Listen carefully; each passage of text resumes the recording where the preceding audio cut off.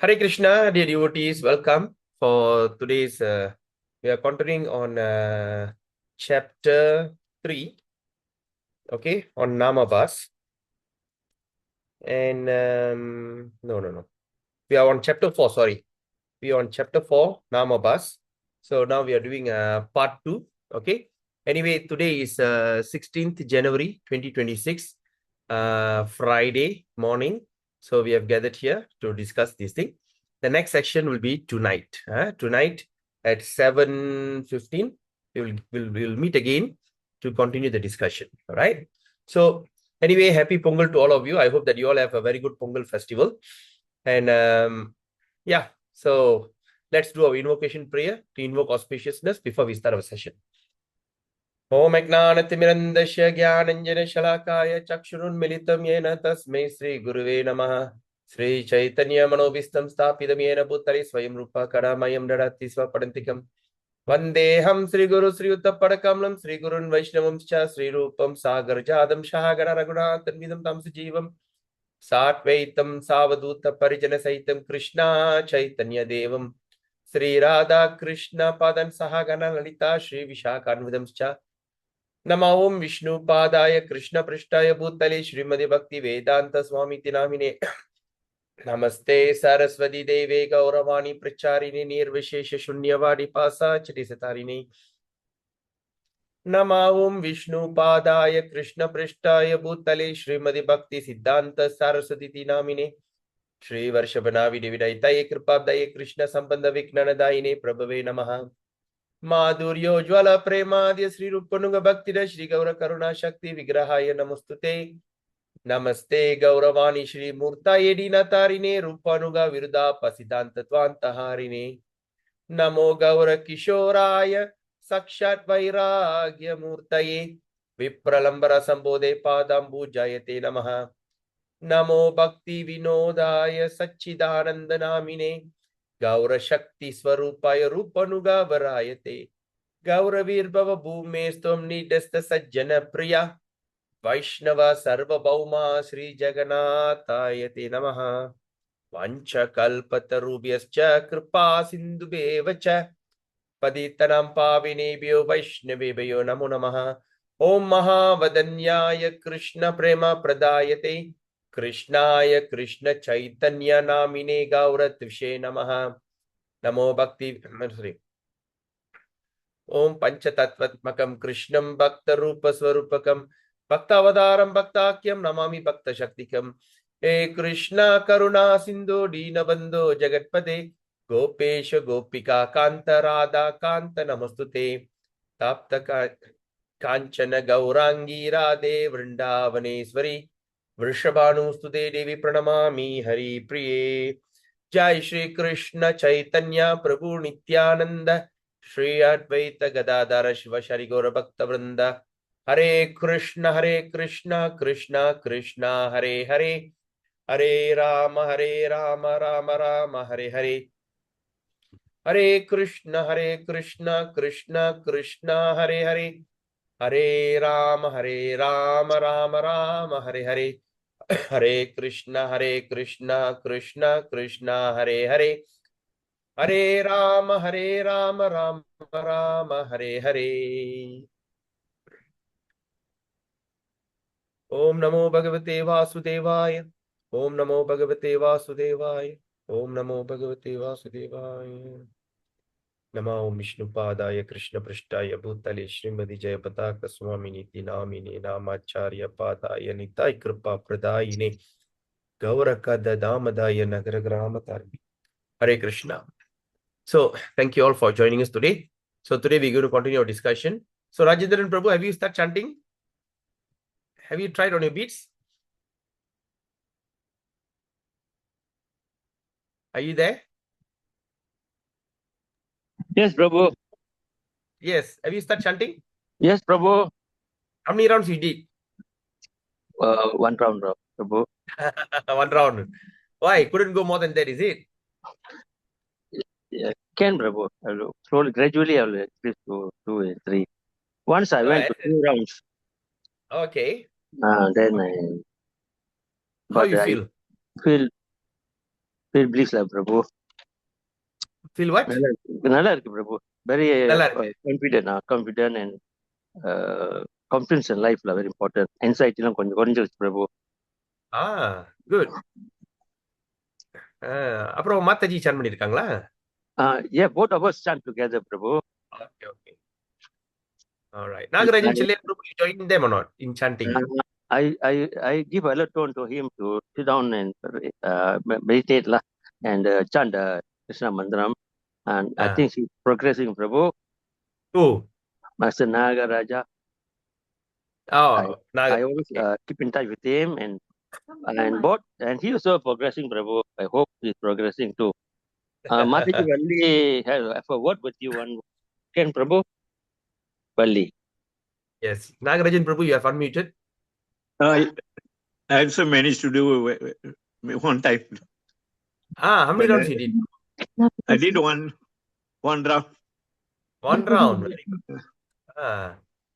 So how you feel, Prabhu? Feel much better. I mean, Much feel calm and able to control myself. Control yourself. Nice thing. Okay. Thank you, Prabhu. Just imagine one round bring something which you have not experienced before. Like what Rajendra Prabhu said, peace of mind, relaxation. And Nagarajan Prabhu says, I can control my mind, I can control myself. Just one round give you this much of ecstatic feeling. Imagine if you can do 16 rounds. The one round you do, only you need to do 16 times. That's all. Only 16 times. And that 16 times, if you can do, just imagine, because you all are retired people. So what other commitment you have other than chanting? Just dedicate your life, because you have already passed through all your commitment in life. You are all settled down, basically settled down. Children are grown up. They have flown from the nest. They all having their own life. So this is the best time that you have. It's a golden time, golden moment of sitting and chanting the Hare Krishna Maha Mantra. Even if you do it inattentively, of course, Namabas. Okay, I don't need to tell you because you have all studied that. Rajendra Prabhu and all of you given a fantastic summary. So it's truly fantastic. All right. So please go and continue chanting. Okay. So now let's look at the part 2 of Aparadha. So we are discussing about the Aparadha. Aparadha.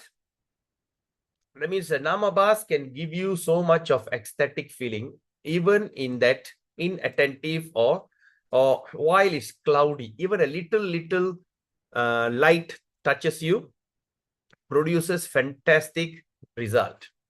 Now, but Namabas can basically destroy everything. Okay, we discussed that 3 things that contacting Vaishnava, one can receive Krishna Bhakti.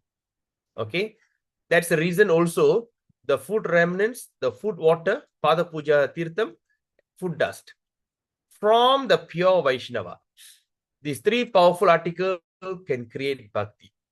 Now, if one stays near the pure Vaishnava for some time, one can receive the Bhakti energy flowing from his body. Then, after that, if one can bind that energy within the heart, having developed strong faith, Bhakti will develop and one's body will begin to tremble in ecstasy. Therefore, by living close to Vaishnava, soon devotion will appear in one's heart. Okay. First, the person will begin to chant the holy name. Then, by the power of the name, he will receive all good qualities. So now Rajendran Prabhu and what they call Nagarajan Prabhu are just experiencing a kind of introduction to the holy name. Okay, introduction to holy name. The person will begin chanting, okay, he will receive all good qualities. Sooner or later, you see all the good qualities will start to appear in you. And one of the idea about good, one of that, where the good quality come? When there's no bad quality. Good quality produces happy feeling, a contentment, a feeling of relishment, the feeling of gratitude. feeling of being complete and full. You don't feel the burden in your heart. When you go to bed, you just simply sleep. When you wake up with so much of refreshment. Okay, you wake up fresh. You look forward for the day. In Bhakti Loka, we studied. Those who don't know what is Bhakti Loka, please go back to my video, which I've discussed this around last year, March. Go to that Bhakti Loka series. You can go through that video. Okay, it's in a YouTube channel. Now, in Bhakti Loka, Bhakti Vinod Thakur explained, for a devotee, there's no past and there's no future.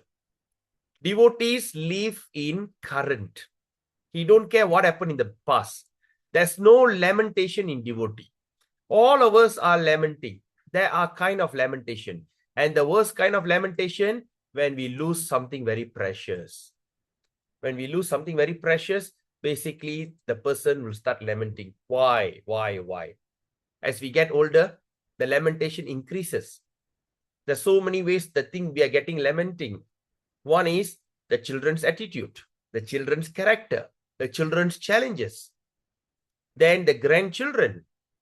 Then as we get older, we start to see one by one of our loved ones start expiring, leaving the world. And when we are there, we feel, oh, my classmate has passed away, my this thing has passed away, this and that. All these kind of things are happening. So when these kind of things happening, it creates so much of frustration. It creates so much of frustration. And it creates so much of lamentation. The worst lamentation when you see our loved one leaving the world, dying, death. But for a devotee, of course, we are also not so distinct.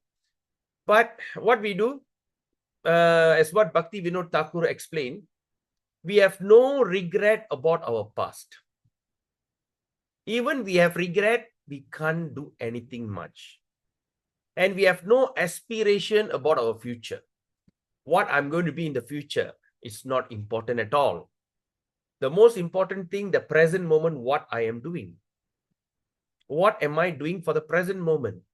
So, he says, Bhakti Vinod Thakur says in Bhakti Loka, devotees have no regret about his past, no aspiration about his future.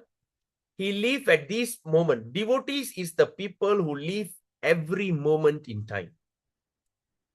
Whenever they are active, they are actively serving the Lord or preaching, distributing Bhagavad Gita and all these things. Whenever they are in relaxation mode, they will simply take up chanting or listening to some lectures. Hari Katha or Hari Nam Japa. Right? Then, after this Hari Katha, Hari Nam Japa, when he goes to bed, when he eats, he only eats prashadam. He offers the food to the Lord and start to eat. Like that, devotees are always merged in devotional service. So, devotee don't care whatever happened in the past. He don't aspire whatever things will happen in the future.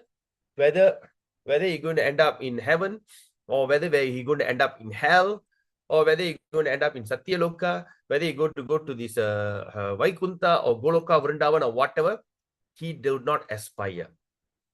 All right? Just like the servant. The servant don't aspire anything. The servant's duty is, can I serve my master and please my master now? The servant don't set goals. Tomorrow I'm going to serve my master and make him happy. Likewise, the servant also don't have regret about the past. Oh, I did all these to my master. No. So, even we have that, but now as we all becoming Vaishnava, all right, we all becoming Vaishnava, so we have to adopt these qualities. Okay, chanting the holy name and is essential. Then clearing the anarthas, then by the power of the name, the person receives all good qualities. So when the person starts to receive all good qualities, this is the particular power of Uttama Adhikari, the pure devotee of Krishna. And the good news is all of us can become one. If only we can make the decision. At the moment of a decision, a man's destiny is shaped. If you think, I want to take my own sweet time, things will happen to you in own sweet time. The decision means what?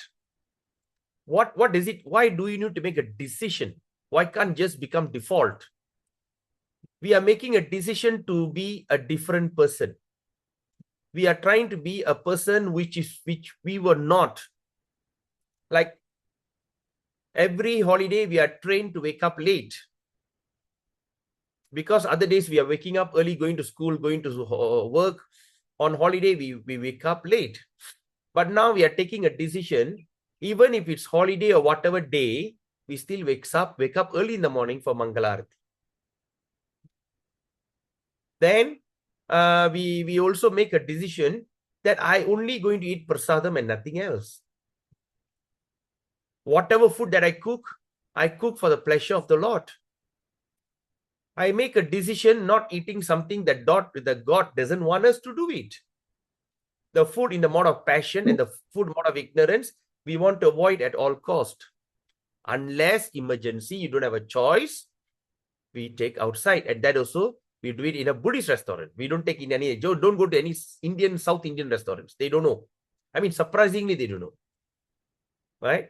They will have that vegetarian, non-vegetarian menu side by side.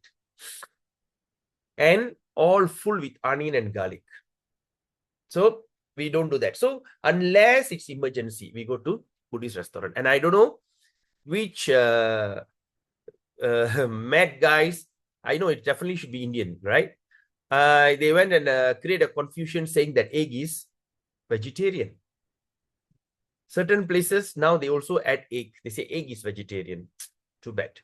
Okay. But if you can identify one shop that's near you who doesn't serve egg and they are very strict vegetarian, it's an advantage for you. Then, so we have to make a decision to be different. We make a decision that I want to engage in Krishna Katha. We make a decision not to waste our time reading newspaper, reading articles, watching this nonsense YouTube, social media, and all these things. Because what is the best advantage? What is the thing that they attract when there's a scandal? When you look at the scandal, you see the views are millions of views. But when someone is talking something very important, self-development, personal nourishment, relishment, you see very little view. But some scandal, wow, huge. Okay. So we have to make a decision. So to become Uttama Adhikari, these opportunities available to all of us. But just in the matter of decision that you make, that's when your life is shaped. After all, we're going to die one day. Just think about it. Today is 2026. It is guaranteed 21, 26, none of us going to exist.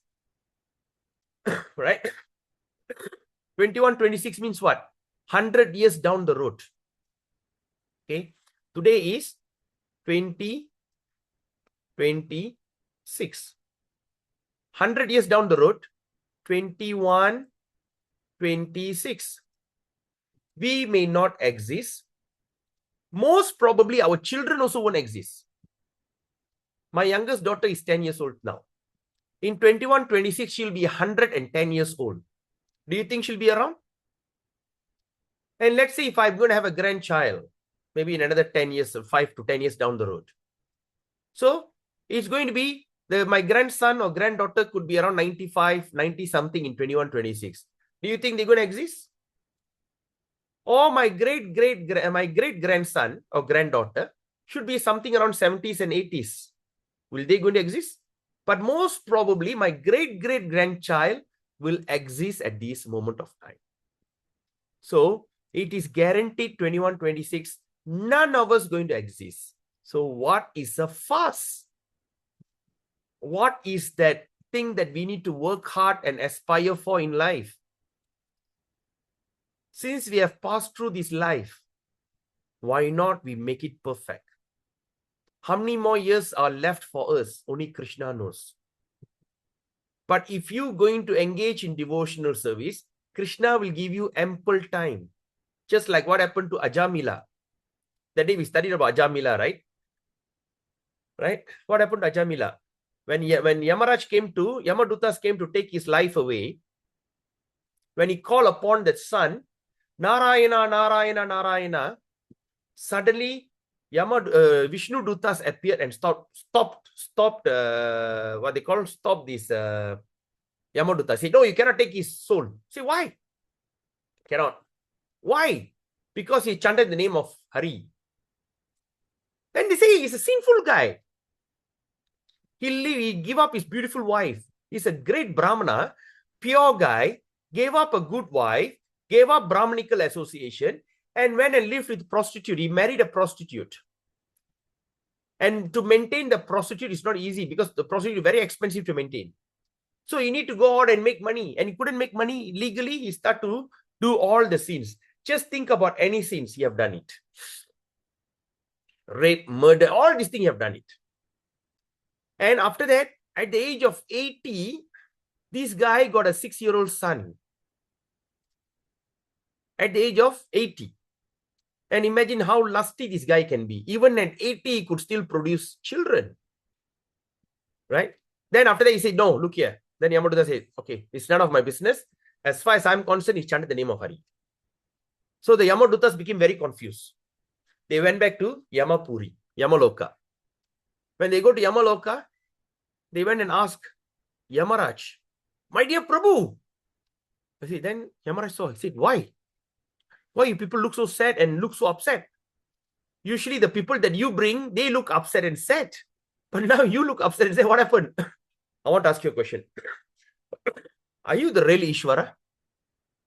Are you the real controller? Are you the real Supreme Lord? Because for Yamadutas, the Yamaraj is everything.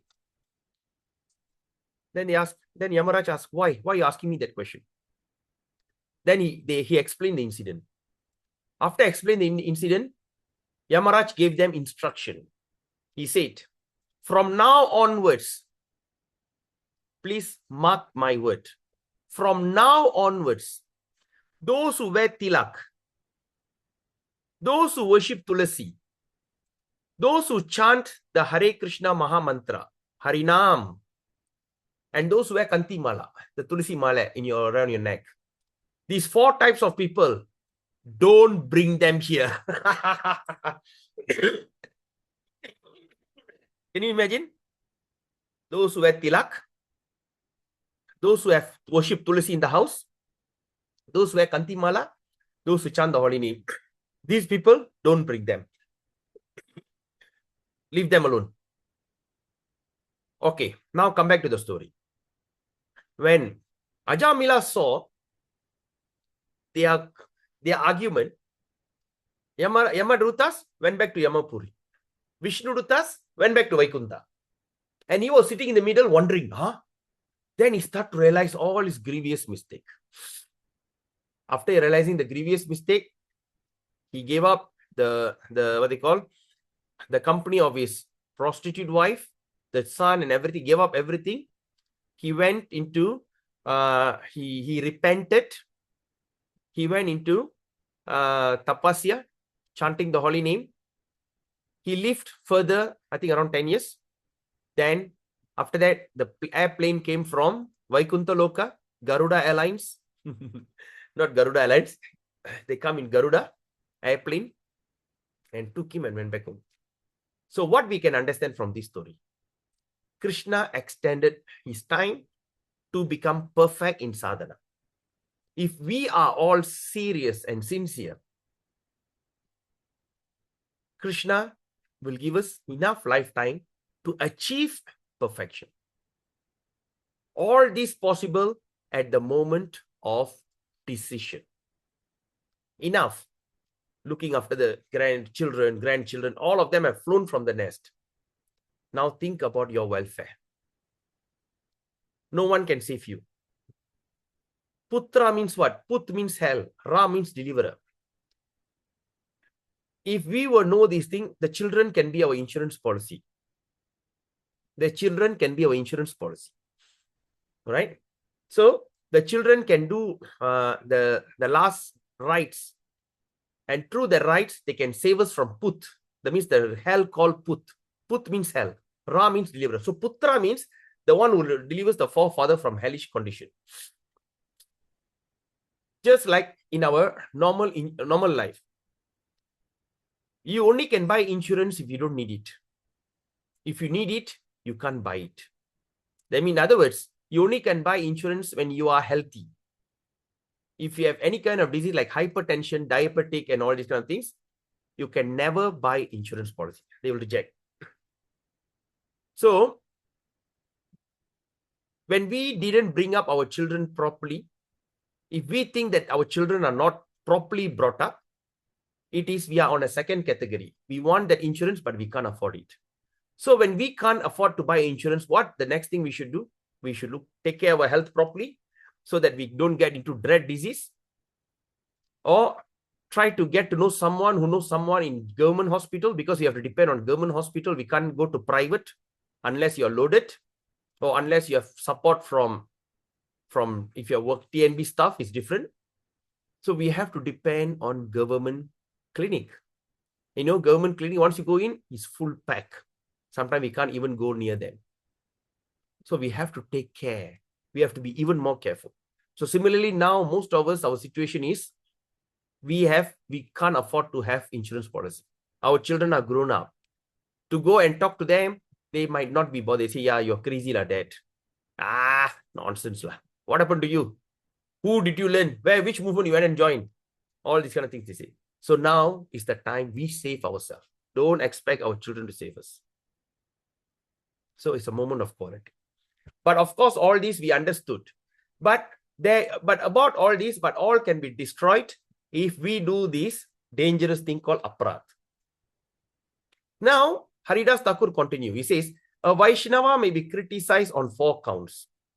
This is a standard way people criticize Vaishnavas. The first thing is caste of birth. In which birth he born? He born in a low caste, outcast family. Right? Oh, that fella, that fella is outcast. Second is previous sins or faults in this life. Right? So, previous sins or fault in his life. Like some people can do some big mistake. Like quite some, I think around a year or two, we have seen a miracle story happen in Taiping prison. A convict on a death row because he killed a family. Okay. What happened? He was on a death row. But a devotee went to Taiping prison and started preaching. And this person totally had a transformation on his heart.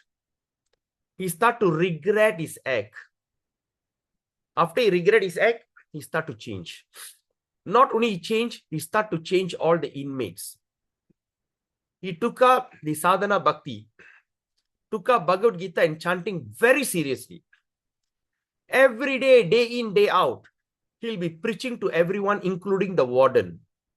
Even the Punjabi warden and there's some Indian wardens were so impressed. He preached. He said, you are not this body. So he started to show that he is not afraid of death. Whenever the time for him to be hanged to death, he's not afraid. And he wanted to take shelter from my spiritual master actually. And my spiritual master said, go and appeal. But he don't want to appeal. Because he said he regret his act. He regretted his act. He said, I am worth to die. I should not live. The karma that I did killed that few in the family, and the person was deceased was also my junior in school. Later, which I found out. All right, it's a big issue around 1990s, 91. So, I know 93. Yes, I remember. I was Form 3 and the boy is Form 2. Yes, he and his mother they were goldsmith business and they want to rob. They killed everyone, including the maid. Then what happened? But my Guru Maharaj said, if you want initiation from me, you appeal. All right, just for the sake of it, he appealed. But he was very sure, because his murder is not a joke. He murdered the man, the wife, and the son, and the maid. Right? So how can he be saved? But eventually, after this thing, he was given this thing. So he is no need to be locked in the prison. He could freely walk around. All right? He doesn't enter, you need to be locked in the prison. So he simply can walk around, meet people and talk to them. The people will be prison cell, outside will be sitting and talking to them. Bhagavad Katha, Bhagavad Gita.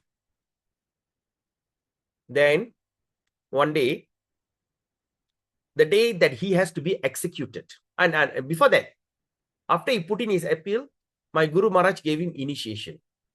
He chanted on the beads, gave to the devotee and told them, this person's name is ABC Das. I don't mention the name. Okay, ABC Das.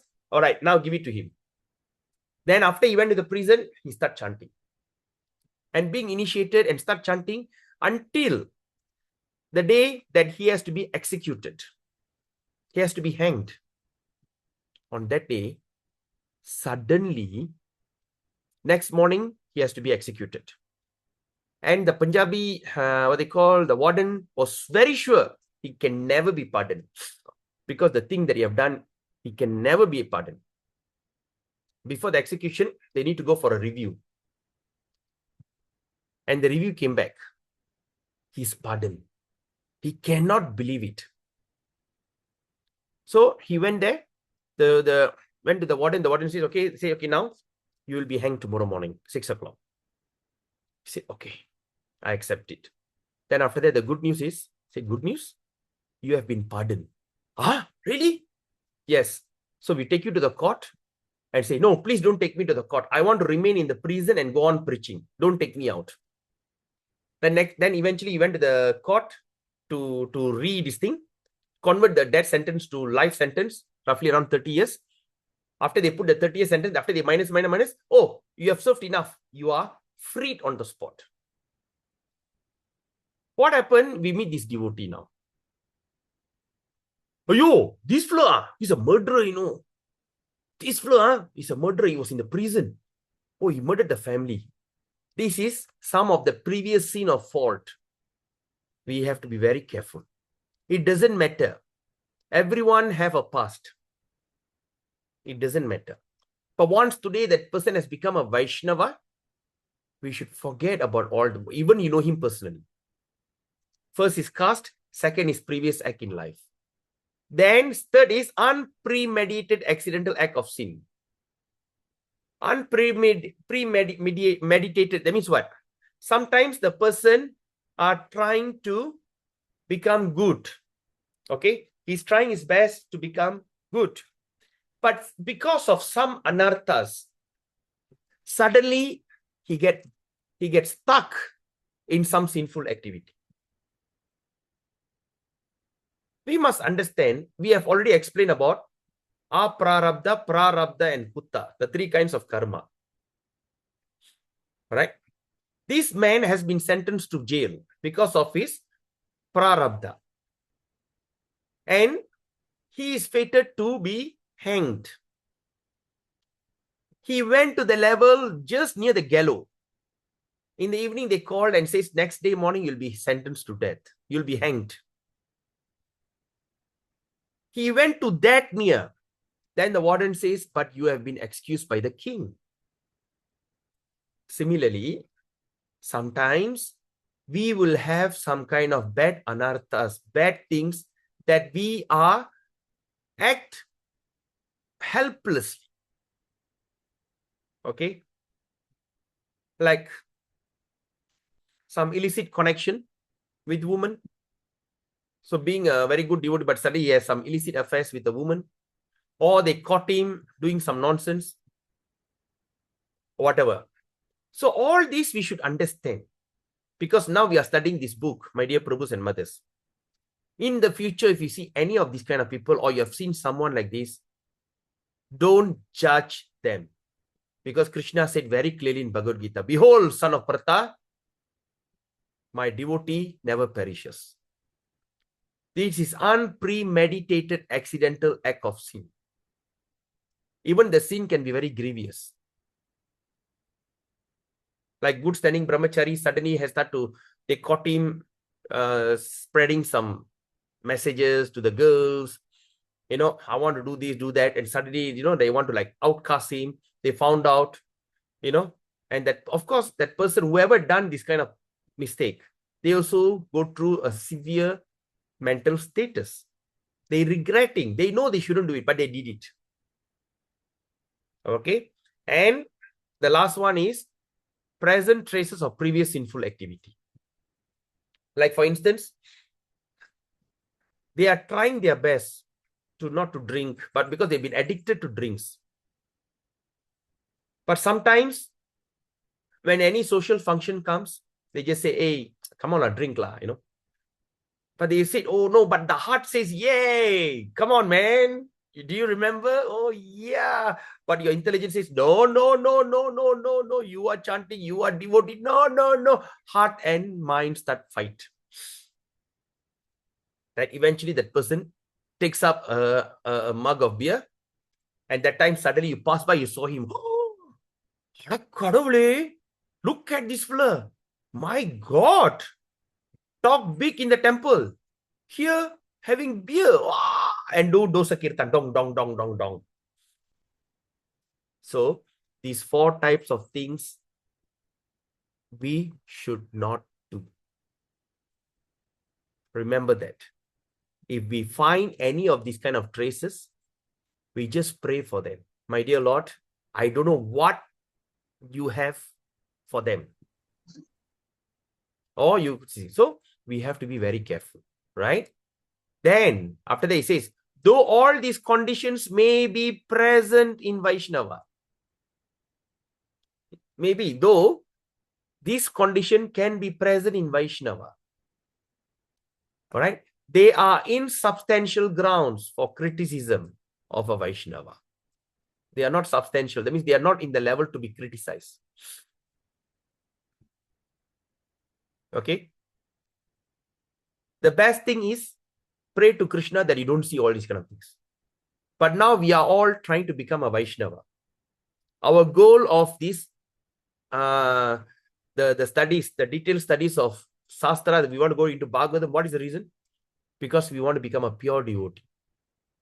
Since we set our goals to become a lecturer, teacher, doctor, engineer, why not we set a goal to become a pure devotee and work on it? We are working on it.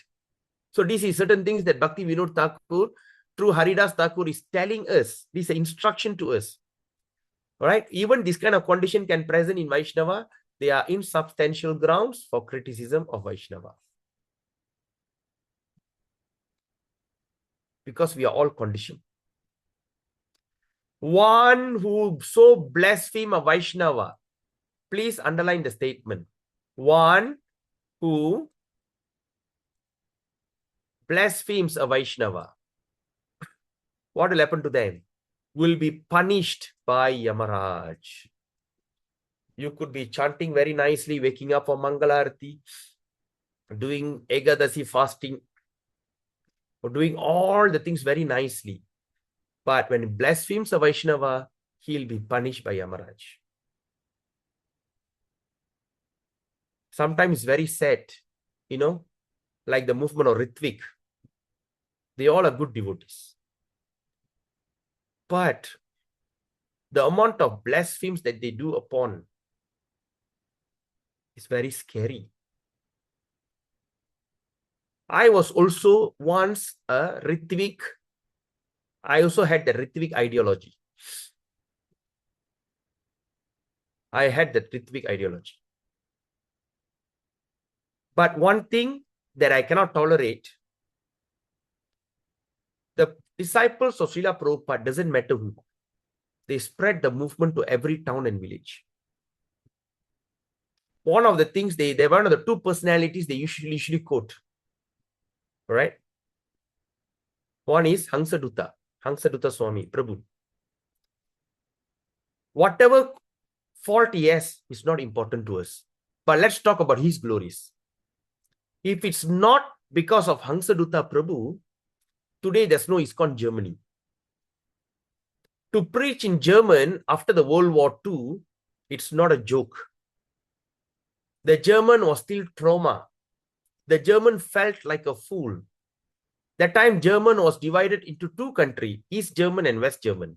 East German under Russia, communist. And West German is by the Allied force, is democratic. And to preach there, because one of my mentor, Chiranjeeva Prabhu, the Chinese devotee in Malaysia, he wrote a book. In that book, he says how they all used to smuggle book into West Germany to preach. When they come out, the West Germany will do the thorough check on them. And they have to hide the money in the everywhere under the clothes. They create the van in such a way, like they have to hide everything and act as though they are a tourist. If they catch you, finish. Okay. The second is Harikesh Maharaj. They all criticize Harikesh Maharaj of this and that. That's their main propaganda, Harikesh Maharaj. Now, if it's not Harikesh Maharaj, the Russia could not have been grown to this level. He have done this thing. And on to Romania, all the communist bloc, he took a vow to preach in the communist bloc. That is, you are going for a suicide mission. You are a kamikaze. You are going on a mission of not turning back.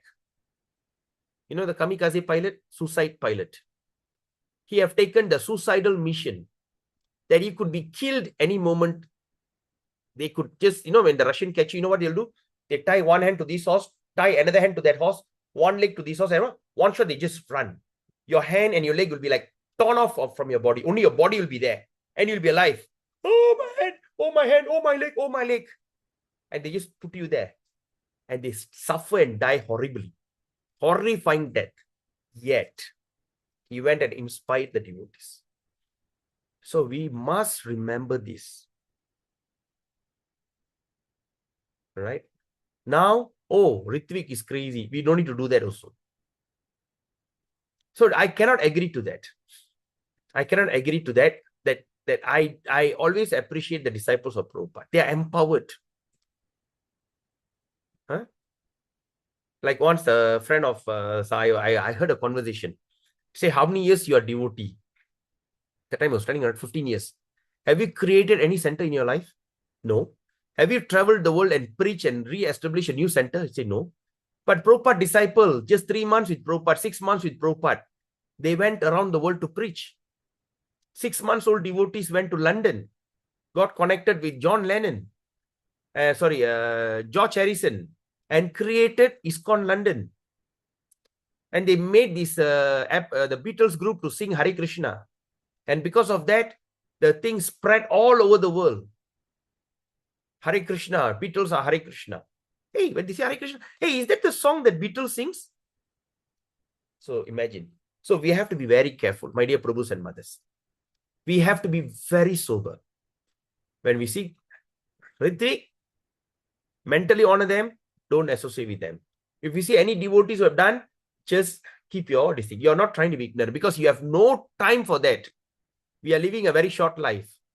Hearing that, fuming, oh, these flow, oh, these are no need all that. We remain sober. Let it be. Whoever want to act, let it be. They have their guru to train them up. And they have Krishna in the heart. Because of some anarthas, they are struggling. That's why the next statement, Haridas Thakur says, why they'll be punished by hell? Why they go to hell? Because the Vaishnava is spreading the glories of the holy name. Because the Vaishnava is spreading the glories of the Lord's name.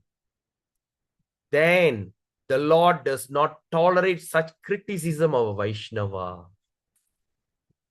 They can't tolerate. Giving up dharma, yoga, sacrifice, and jnana for the name of Krishna. When they come to the Krishna, they give up dharma, yoga, yagya, jnana, all that they give up for the name of Krishna. The Vaishnava is the topmost person. Next statement. Criticism is a serious offense. Please underline the statement. Criticism is a severe offense, serious offense. Okay. Furthermore, he does not criticize the scripture or the demigods.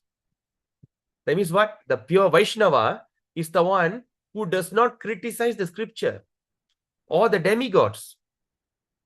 Please underline the statement. Do not criticize the scripture or the demigods. So, Like sometimes we see a devotee who suddenly become first time devotee, they start to criticize the demigods. What is Muruga? What is Shiva? Hey, nonsense.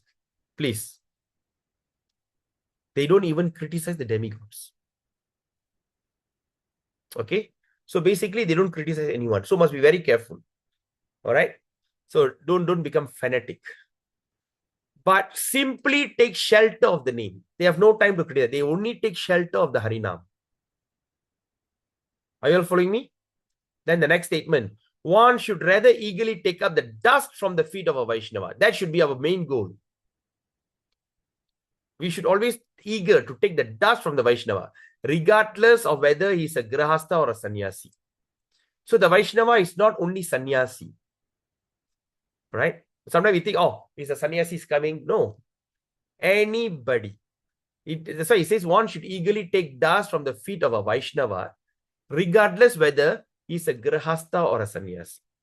It doesn't matter. One will treat him only according to his advancement as Vaishnava. So how we understand? According to the advancement of a Vaishnava. Not anyone who's just wear tilak and saying, oh, not that way. When I advance, which is based upon what? His degree of attraction to the holy name. Please underline the statement. So the advancement of a Vaishnava is based on what? Is based on degree of attraction to the holy name.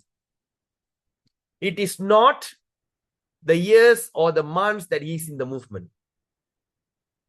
The level of his surrender. Such things as caste or ashrama, wealth, learning, youthfulness, beauty, strength of number of followers are not factors. Such thing like ashrama, or what, he's born in a high caste, or he got a lot of money, or he's very educated, oh, look at him, he looks so good, oh, he's so handsome, he got so much of power, or he got big followers. This is not the factor in identifying the advancement of a Vaishnava. It goes without saying that one who has taken shelter of the name will not indulge in sadhu ninda. Please underline this very powerful statement. Haridas Thakur is telling what? One who has taken shelter of the name, those who have taken shelter of the name, will not indulge in sadhu ninda. If you think you still have that kind of anarthas of criticizing and finding fault on someone, we understand we have not taken a proper shelter in the holy name. You got it? Because we are under the illusion of Maya Devi, even things that we are doing wrong, we feel we are doing it right. Just like the smokers. They know smoking can cause all kind of disease. He just go on smoking. He thinks, no, it will never happen to me. The same thing here. One who has taken shelter of the name will not indulge in sadhu ninda. Are you all following me with this? So remember, check and balance your life. Are you in sadhu ninda or not? If yes, you understand, oh, I have not taken up the shelter of the holy name. I am still not convinced. I am still on a theoretical process. By theory, I understand, but I have not really into it. So what you should do? This is how you should do check and balance. Hey, I still have that anarthas. I still want to criticize someone. Oh, I say something about this devotee, that devotee. So immediately stop yourself and say, uh-oh, I'm in trouble. That means I am not doing it rightly. You all got it? One who criticizes a sadhu is not situated in bhakti. Underline this thing. One who is criticized as sadhu, not situated in bhakti. And we understood who is the sadhu. Like sometimes you see devotees will like to hide behind this term. They do nonsense. When anyone catch him, don't talk about it. I'm a sadhu, you know. Sometimes they like to act whimsically. I'm 30 years in the movement, 40 years in the movement. When someone come and find some fault in you, you immediately say, no, you're doing aparadha. You're gone. So people like to scare people with aparadha. Hey, Aparadha, oh, okay, Prabhu. Even when we see the devotee doing nonsense, we just blindly follow. Oh, no, he's a senior devotee, he's doing nonsense, but still I cannot say anything because he's Aparadha. That's why we are gaining our intelligence, we are gaining our knowledge by studying this book. We understand who is sadhu, the 26 qualities. Or the one who dedicate in spreading the holy name. We understand 2%. One is dedicated. The second one, who have some fault, caste, previous lifestyle, accidental fall down, birth, the look, maybe all these things. But these people are still considered saintly because they are actively spreading the holy name. Not some people who sit in the temple and start to do nonsense. It's different. But at the same time, we still don't take the risk. We don't take, because we are studying this, we don't take any risk. So one who criticizes sadhu is not situated in bhakti, but in aparadha against the bhakti. So again, I say aparadha. Radha means the personified of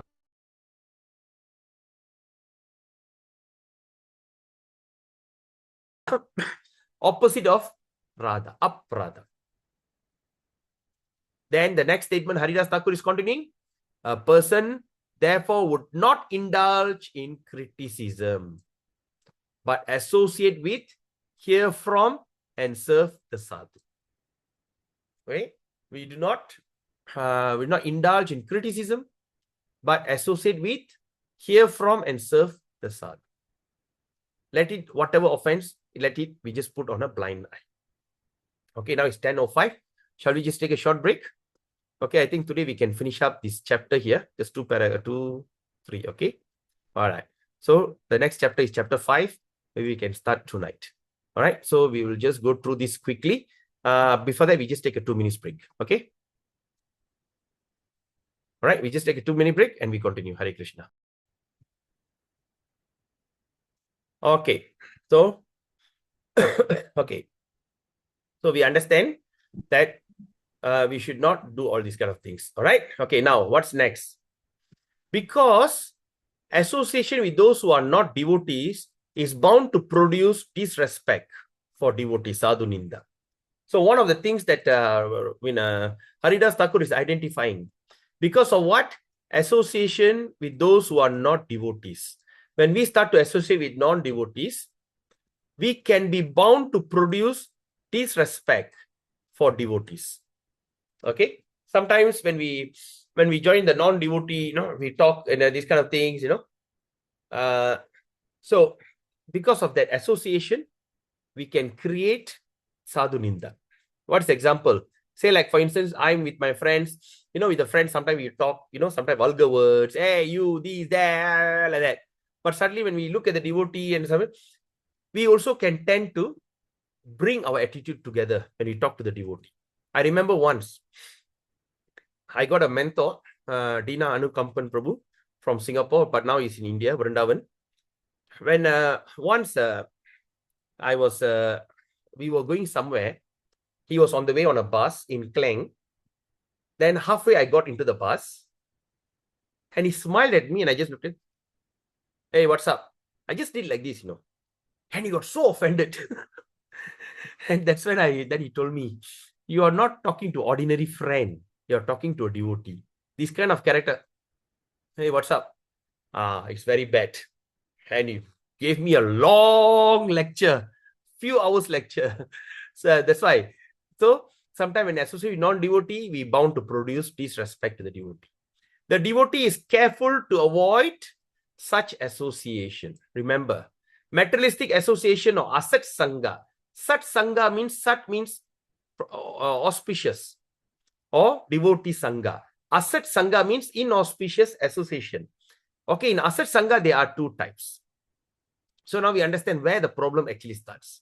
Okay, so asat sangha means, number 1, association with women and association with those devoid of devotion. These are the 2 types. One is association with women. Second is association with those devoid of devotion. Okay, so sometimes when we have associate with women, association with women, sometimes All right. Sometimes, we also, if the women are very freely, they talk very freely. What is the usual talk? They'll be talking some nonsense. I don't want to elaborate. I believe that you all have experience of seeing that before. And associate with devoid of devotion. So association with women means associate with women not according to the Vedic tradition. Please underline the statement. Here the women means is not associating with women who are not according to the Vedic tradition. Because when we are associating with women with Vedic tradition, they'll be respecting each other, Prabhu, or we call her Mataji. We'll be very respectful. We'll have a distancing. But when we associate with this thing, is different, right? So this association with women which is not authorized by scripture is divided into association with women outside the marriage, right? So that means here it says the association with women which is not authorized by the scripture is divided into the association with women outside the marriage, okay, with the purpose of sex life. And secondly, association with marriage where one is controlled by one's wife. Okay. All right. There's a two types. Number one is which is not authorized by the scripture. That means associate with women outside the marriage for the purpose of sex life. Second is association with marriage. That means when one is controlled by one's wife. Okay. This is another important thing. I'm sharing my own life experience, which I've seen. If the wife is not favorable in your bhakti, and the wife will become a queen control, the devotee will have hell of a time. I don't want to go further. I think you all have seen it, heard it. There's only if one is married according to the prescribed rules and is following the rules of the married life, in which the wife is submissive to the husband and the husband acts as a sadhu. Remember this. Sometimes there is also a conflict happens. When the man says, wife is Maya. Have you all heard about it before? Any devotees heard about it? When they say wife is Maya? Anyone? Vaishnava Kripa Prabhu, Sudha Sindhu Mataji, Purna Rukmani Mataji, Mangala Rukmani Mataji, Goklesh Prabhu, Chara Lakshmi Mataji. Have you heard about it? Yes, Yeah, Prabhu, I have. woman is Maya. When the men come and say women is Maya, oh my God, that annoys me to the maximum. Right? When they say women is Maya, then who are you? Are you a sadhu? Right? Are you a sadhu? When they come and say, oh, women is Maya, my wife, no, I will put her in a perspective, then they go there, marriage, I wish I'm not married. I wish I can throw everything and go to Vrindavan, and they disrespect the wife. That is the most unfortunate thing in marriage understanding. So what is that prescription Haridas Thakur is telling? When one is married according to the prescribed rules and following the rules of a married life. What is the rules of married life? Your wife is the partner in devotion. Right? When I married to my wife, she's not a devotee. My father matchmake, and she's not a devotee. And of course, I liked her. So I never had a second thought. After I got married to her, she was not a vegetarian. Huh? And at one moment, she feels eat some stingray fish, ikan bakar or something like that. And I took her. And she'll be eating for me. I'll be closing my doors. Oh, Then eventually she fell back. But eventually, I never forced anything upon her. And I just told one rules. The children are born vegetarian. The children will be born devotee. You have no right on them. But I won't disturb your decision. Why I said that? Because, my service in the temple always is preaching and developing devotees. I was thinking, I'm going around talking to people, make them devotees. And that devotees will have some attitude problem, or the new people especially. I cannot give up alcohol. I cannot give up mutton. I cannot give up egg. Oh, why you are telling me to do all this? So what we say? No, it's okay. Don't forget it. Just chant Hare Krishna. How we talk very nicely. Eventually they become devotee. Then I was telling myself, well, when I married to this girl, Why not? I have a lifetime to make her a devotee. So I took it as that, and I trained her up slowly. And after 15 years, she accepted Krishna. Of course, we worship only Krishna in the house. Everything is okay. But go to mother-in-law's house, my mother-in-law just think, she do like that. That means we know there's ayam kicap in the kitchen. And she'll go. And I say, okay, it's okay, no problem. But now she have accepted initiation. And of course, she's one of the cook in the temple, along with my daughter and everything. So what I'm telling you, we must remember the rules of married life. I'm getting a wife because I want to make her a partner in this thing. Of course, the wife also should be submissive. But submissive means if the husband act like a sadhu, if the husband act like an animal, how can? So it takes two to tango, right? It takes 2%. So we must always remember, wife is Maya. Then usually ask this question, if she is Maya, are you sadhu? Are you a sadhu? No. Why are you keep pointing? That's a big misconception. In Tamil, we call Arakore Arivu, Arakore Jnanam, or Aravekad, half-boiled intelligent. All right, so we have to remember this. Okay, now the wife is submissive to the husband, and the husband acts as a sadhu. So in that association, considered bona fide. Then other type of association is considered asat. All right, like sometimes I see even devotees, husband and wife, they come to the temple, they are initiated, they are doing everything, but outside they have such a big fat desire. Let's go here, let's go there, have fun, buy a big house, buy a big car, having good life, buying gold. They're just like another kind of person. So these kind of people, how? Is it asat or sat? So these kind of people, so what usually, they have the sukriti, they have the desire, but somehow or other, they have the kind of material disease. So they are known as semi-Vaishnavas. They're chanting 16 rounds, everything is okay, fine. But definitely Krishna will show them the path. And sometimes we see in the temple also, we criticize such devotees. That fellow, what's the big deal? Look at the car he's driving. Look at the house he's living. Look at the money he has. So don't become envious. You should be very grateful with whatever situation Krishna have given you. Considerably outside the devotee association, you are considered perfect. Okay. So the second type of asat association is what? Associate with non-devotees. This is a very important thing. Non-devotees. Sometimes they say, why you people are acting like antisocial? All right. Why you all acting like antisocial? We are not antisocial. We are, because our mind is so fragile. All right. Just like we came out from a, what is the disease? The kind of disease where your immune system will be extremely low. What disease is that, Prabhu? Vaishnava Prabhu or Gokulish Prabhu?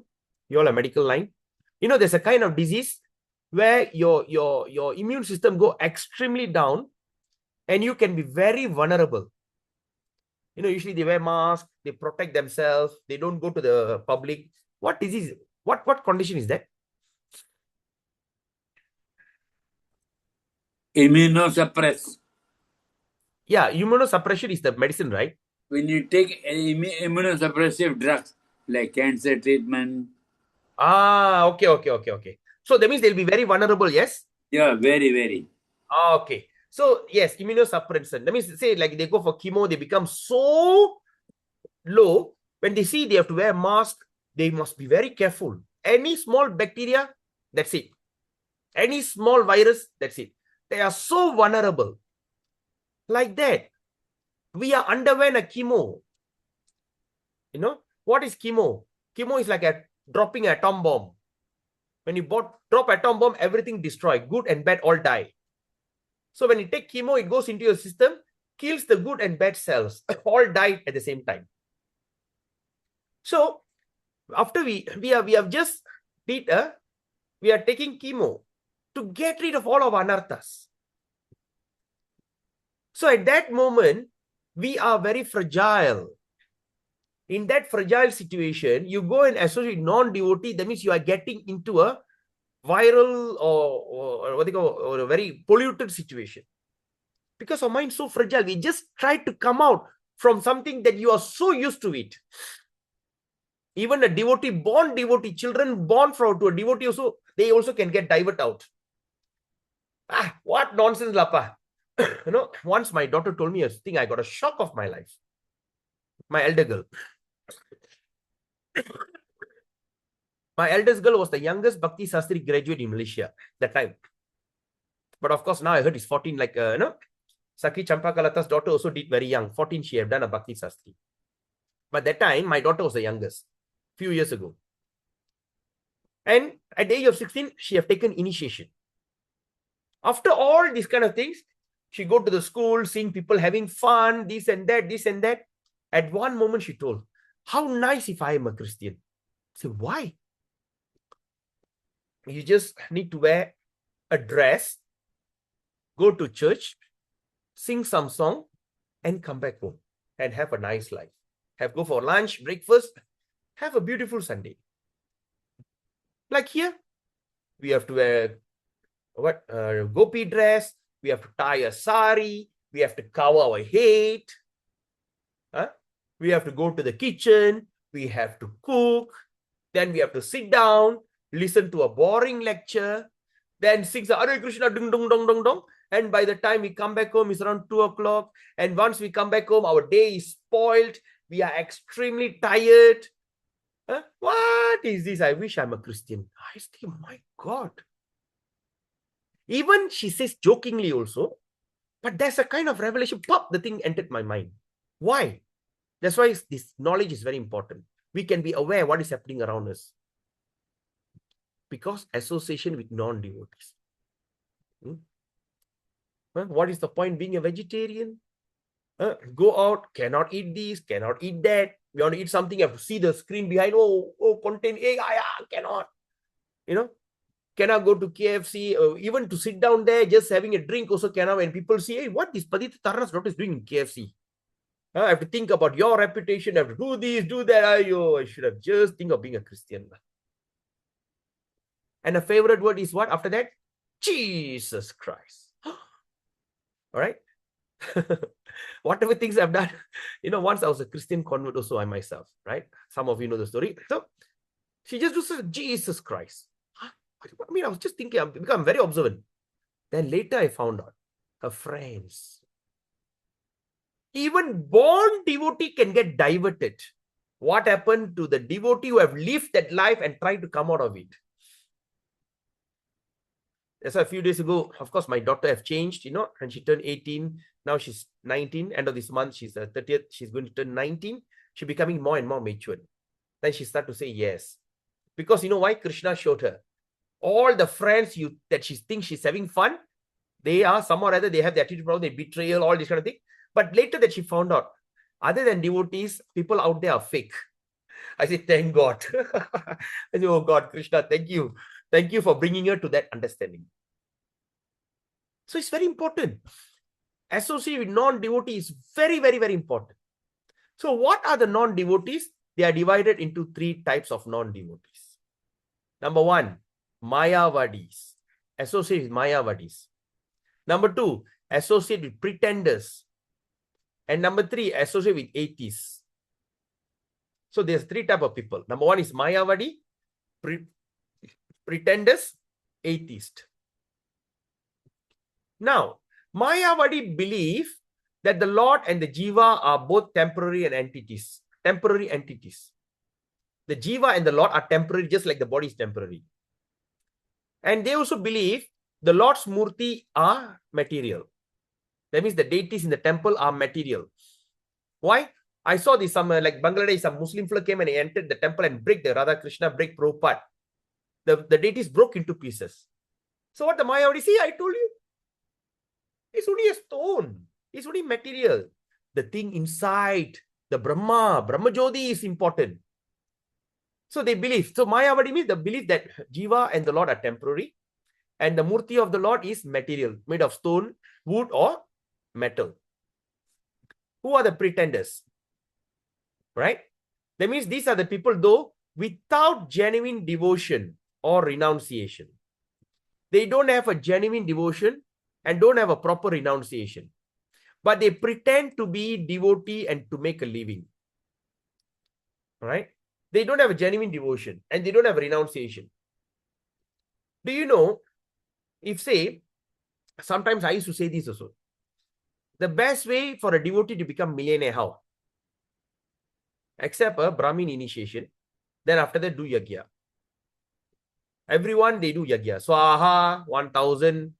When somebody dies, funeral, 1,000, 1,500. Recently, I heard there's one funeral. There's one devotee. Anyway, I don't want to talk about it. It's very heartbreaking. Right? So, do one funeral, 1,005. Any marriage, 1,005. Imagine in 1 month how many people are born, how many people die, how many getting married, how many want to do purification in the house. But they all devotees. I'm not referring to anyone. I'm just giving an example. Right? So these are the people. I mean, because I thought that. Then I used to tell the devotee, hey, yeah, you know what I should do? I just take up the skill. 1 swaha, 1,000. 1 month, 10 swaha, 10,000. Walao, no, non-income, non-taxable income. And they give you the cash in hand some more. You don't need even to put the bank to justify. Yo, what a fantastic way, man. You know? Then I realized it's all starting from envy. I became envious. So we must understand. So these are some devotees. The pretenders means the one who, without genuine devotion or renunciation, pretend to become a devotee to make a living. So when you know these kind of people, we are not trying to find out. We are not an Inspector Gadget. Go and find fault. We know. Hare Krishna. No need to even think about it. So you can protect yourself. And number 3, the atheist. These are the most craziest people on earth. Okay? Because they do not believe in any form of God. And now these people may claim to be devotees and also can be accepted by the public as such. All right? So they can be this thing. So like atheists is the most crazy people. Sometimes, you know, sometimes when I speak to atheists, I know no point talking to them. And I just used to say this word, atheists are foolish. Right? Oh, you're calling me foolish? I know one of my cousins who is a professor. Right? He can say everything. Then once I asked him, you say everything scientifically, but scientifically, can't you see the difference that Sai Baba is not God? And you still can blindly follow him. He's a people who say they claim to be devotees. They claim they are spiritual, but they are foolish. Then you got a shock. When you can justify this thing, that thing, the thing, everything through the scientific, and you can still accept a person who lived in a life support and died, and he thinks he's God. And he was so offended with me. He said, oh, you, Punithan, you're crazy. You don't talk about, you are Hare Krishna fanatic. I'm not Hare Krishna fanatic. I'm asking logical question. Justify. Don't use your emotion, use your brain. But anyway, atheists are foolish. He got very angry. How can you say that? You know, I'm a professor of this and that. I said, so what? You're a professor. Still, you cannot make a simple distinction. Then I used one of the Prabhupada's famous verse. Can you show me God? I said, so if I can show you God, I cannot see God. So I don't believe God exists, he said. Because I can't see God. That means God don't exist. Then I used Prabhupada's famous verse to crack him. I said, you have no brains. He said, come on, I'm your elder cousin, respect me. He got very angry. In fact, everybody I said, because he was arguing with me in front of everyone. I just said, you don't have brains. I said, what do you mean I don't have brains? Oh, you know, I'm a prophet because I can't see your brains. When I don't see your brain, I believe you don't have a brain. He just kept quiet. Engyo pudishtani. You know, he cornered me. But if I want to see your brain, there's a procedure. I have to go to the thing, that round thing, CT scan or something like that, put inside. Then only I can see your brain, how your brain works. Then that's when I can identify I got a brain. Similarly, you want to see a God, there's a process to it, right? Then he said, then have you seen God? I said, can I go and ask the doctor, what is the condition of the brain? If the doctor explained to me the condition of the brain, do you think I'll understand? He said, no. Similarly, if I go and explain to you, you won't understand. Let's start the process. He said, not interested. So like that. So these kind of foolish people. All right. So now these people may claim to be devotees and may be accepted by public. The public can say, oh, he's a very good person. But if one rejects such people, if you reject this kind of people, it is not considered a sadhu ninda. Please underline the statement, Prabhus and mothers. If one rejects such a people, it's not considered sadhu ninda. So what are the people that we can say? Of course, Mayavadi, we don't associate. Atheists, we don't associate. Right? Atheists, we sometimes we don't even have time to talk to them. But we are talking about the pretenders. Pretenders. They don't have a genuine devotion or renunciation, but they pretend to be devotees and to make living. Okay? So when these kind of people, if one rejects such people, this is not aparadha. Please remember this. We must remember what is aparadha and what is not aparadha. Okay? So this is not considered aparadha. You got it? Okay. Now, reject means what? Reject means in your mind, you just say, okay, I don't want to associate with devotees. Like Mayavadis, I don't associate with these Mayavadis. These atheist relations and all this, I don't associate with them. But you don't open your mouth and tell. You don't go to the function and say, all my relations are all, all are crazy people. I'm not going to associate with you. You don't say that. We go there, smile, try to talk. Hey, how are you? Everything's all right, fine. Keep minimum contact and immediately come out. Can you all remember how Bhakti Vinod Thakur gave example of associating with non-devotees? Can you all remember from Bhakti Aloka? Let's see who have attended the Bhakti Aloka. Charana Lakshmi Mataji. Then Nanda Devi Mataji. Then Vaishnava Kripa Prabhu. Do you remember how to associate with Mayavadi? I mean, these non-devotees. What is the example Bhakti Vinod Thakur gave? Can you recall?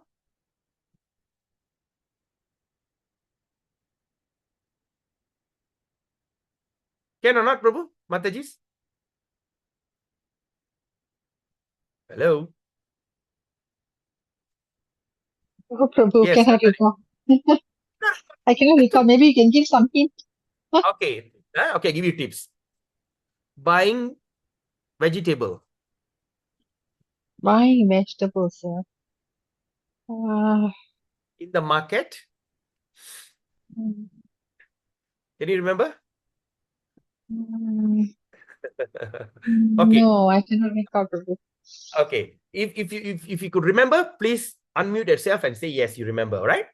Yeah, sure. Bhakti Vinod Thakur says how to associate with non-devotee. It is just like buying vegetable in a market. When you go to the market to buy vegetable, you ask the guy, how much is this potato? And that guy says, maybe 5 ringgit a kilo. Hey, why so expensive? Can you reduce it? 3 ringgit for you. Okay. Then somebody at the side will come and say, I think the potato doesn't look good, I say, really? I don't know the person. Sorry, I think the potato doesn't look so good. There's another shop there. I think they're quite good. Oh, okay. Oh, thank you so much for your information. Yeah, I saw the potato was good. Then I tell the guy, okay, I think later lah. Okay. And we walk away. That is how we associate with non-devotee. We smile at them, we talk to them, but the relationship is transaction.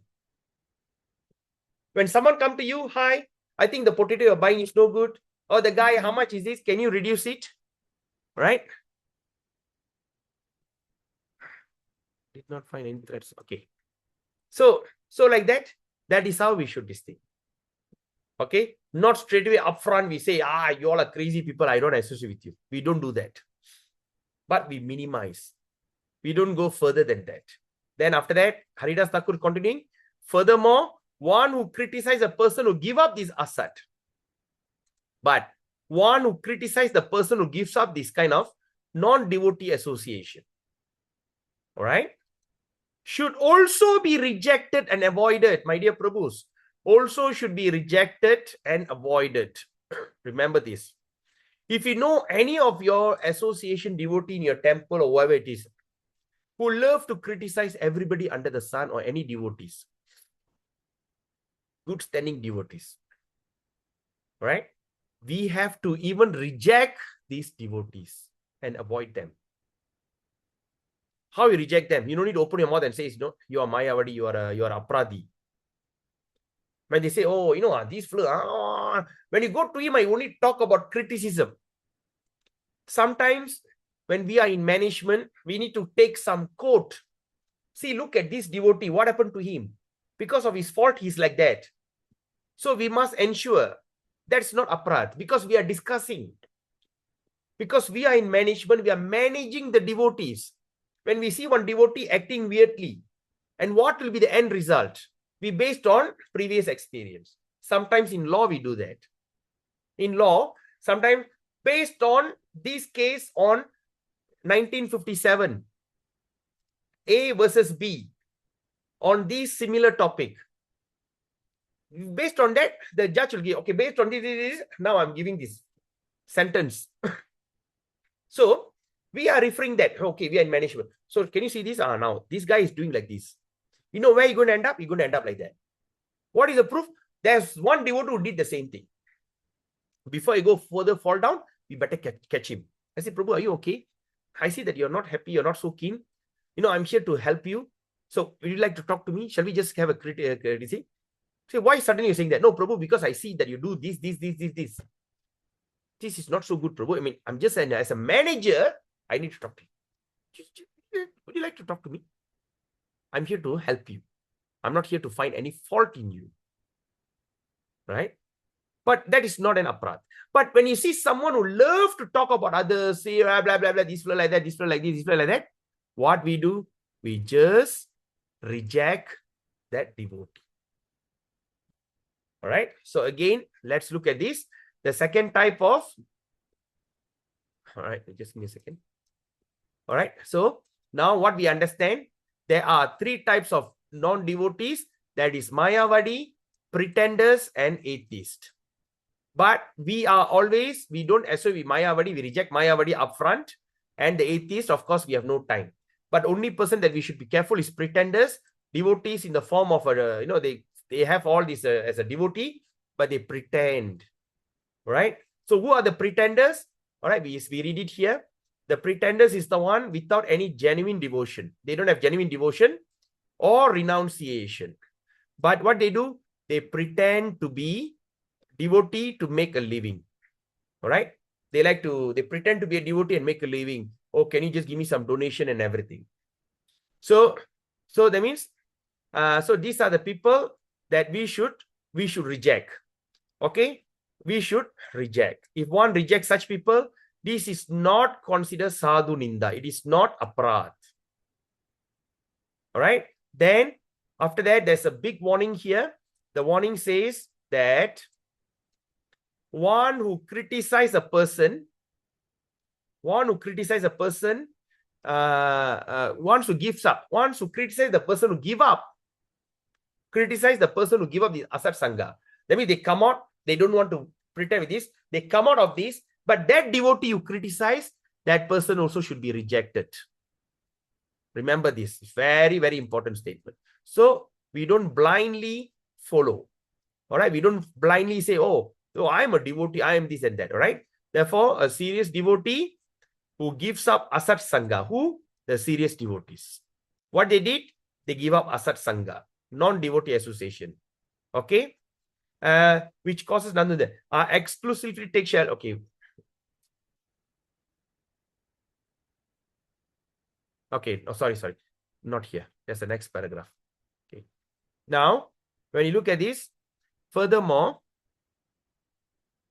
one who criticizes a person who gives up asat sangha. One who criticizes the person who gives up this asat sangha. associated with this kind of pretenders, this thing. Those who criticize this kind of devotee, that devotee also should be rejected and avoided. So you must reject that kind of devotee. So what we do, we study in Nectar of Instruction. When we see this kind of devotee, what we do, we just mentally honor them, and of course, but don't associate. Don't go and sit with him, have prasadam, talk to him, or invite him to the house. All that we don't do. But mentally we honor them. Hare Krishna. How are you? Hare Krishna. Just acknowledge you need. Or if they are so critical, when you see them from far, offer them the dandavat or respect through your mind. That's all. No need to have close association. Okay? So these are the people also have to be rejected and avoided. Remember this. Therefore, the serious devotee who give up asat sangha. So that means we understand the serious devotee means the one who gives up asat sangha. Okay? That can cause sadhu ninda. That can cause, that can cause what they call blasphemy of devotee. That means one devotee come and say, this fellow like that, like that, like that. Oh, really? Oh, definitely like that, like that. I'm creating sadhu ninda. But now I reject this guy so that I avoid myself from doing sadhu ninda. Okay? And exclusively takes shelter in the name. He actually takes shelter in the name. What happened to them will certainly receive the treasure of prema. So this is the secret of receiving prema. Remember that. So sadhu ninda, very dangerous. It may be observed that in order to proceed properly to prema, okay, in order to observe that, it is observed that in order to proceed properly to prema, what do you need to do? Okay, one must be able to distinguish the devotees from the non-devotee. Yes. Do you remember? Can you mark this word? If you want to proceed into prema, you must be able to have that ability to distinguish devotee from the non-devotee. All right? It is just like the swan who can just simply take the milk from the water. It has the ability just to simply extract the milk from the water, not without drinking the water, but just take out the essence, the milk. So that's why we are studying this thing. So we must be able to make a distinction. Who is devotee from the non-devotee?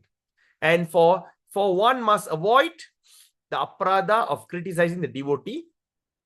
At the same time, you must seek his association, and simultaneously, that means at the same time, reject the non-devotee completely. So even there's a non-devotee in devotee. The non-devotee in devotee, he can be initiated, he can be Brahmin, whatever. But he still have the non-devotee mentality. Right? So what do we need to do? We need to reject them completely. Reject them means when you see them in the function or whatever, Hare Krishna. That's all. No need to sit with them. Sometimes when they put a status, they talk nonsense and all this, I just remove their name, so I won't see their status. Simple. No need to think about them. One must furthermore be able to distinguish. Then the second talent that you should have, you should be able to distinguish the types of Vaishnava. What kind of Vaishnava you're associating? How? According to their spiritual advancement. Like we studied semi-Vaishnava, better Vaishnava, the second is what? Better Vaishnava, and the best Vaishnava. Semi-Vaishnava, anyone who chants the holy name. Like in Malaysia, Malays, everybody, Chinese all chanting holy name, even Indians. They all call semi-Vaishnava. Better Vaishnava, the one who takes up the holy name, but they still have the material desire. Right? They are the Vaishnava, better Vaishnava. The best is the one who become a pure devotee. So we must be able to make the distinction. All right? According to the advancement. And these are three types. All right? There are three types of distinction. You should be able to make a distinction. Okay, what is the first thing?